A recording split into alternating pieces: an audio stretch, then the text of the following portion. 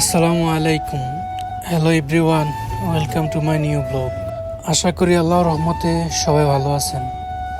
আল্লাহর অশেষ রহমতে আমিও ভালো আছি। রুম থেকে বাইকটা ধীরে ধীরে বাহির করতেছি। বাহির করতে করতে চলে আসছি দোকানের সামনে। এখন কথা হচ্ছে যাচ্ছি কোথায়। আজকে চলে যাব কোনো ডেলিভারিতে নয়, আজকে যাচ্ছি আমাদের বাংলাদেশি ভাইয়ের এক হোটেলে খাবার আনার জন্য। আসলে দেশের মানুষ মনে করে বাইরে কত সুখ আর সুখ, কেননা বাইরের মানুষ এটা জানে না যে কাজ করতে করতে এমনও সময় চলে যায় যে খাবার রান্না করার সময়টাও পাওয়া যায় না। তেমনি আমাদেরও সময় চলে গেছে।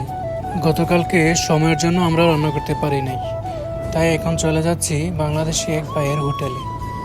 দেখা যাক কি আছে ওনার হোটেলে, কি আনা যায়।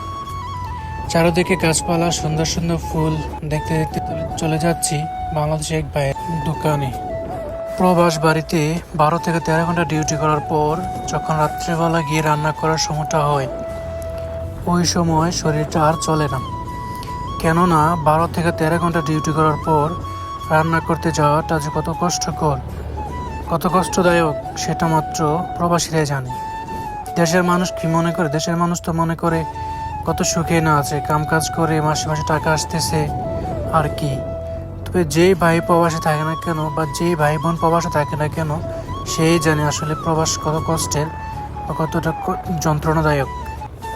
যাই হোক, যে সময় সংসারের চাপ মাথায় এসে পড়ে তখন হাজারো কষ্ট কিছুই মনে হয় না। সংসার যখন নিজের কাঁধের উপর এসে পড়ে তখন হাজার কষ্ট করে হলেও সংসার চালাইতে হয়।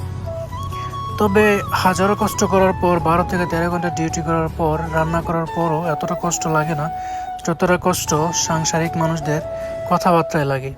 এত কিছু করার পরেও যখন সংসারের মানুষ বলে কি করেছো বা কি করতেছো আমাদের জন্য, তখনই সবচেয়ে বেশি কষ্ট লাগে। তাও দোয়া করি ফ্যামিলি মানুষ ভালো থাকুক।